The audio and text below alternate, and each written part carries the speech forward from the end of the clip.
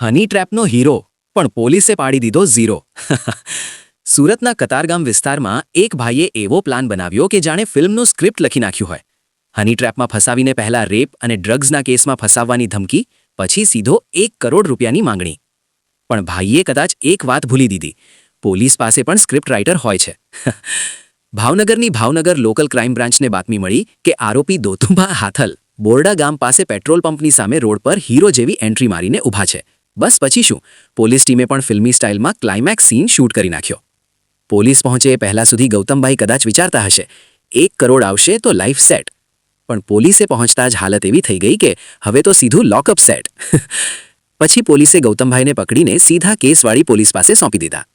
કહાનીનો moral: હની ટ્રેપનો plan બનાવો તો પહેલાં યાદ રાખજો, પોલીસ પાસે ટ્રેપ કાઉન્ટર પણ હોય છે.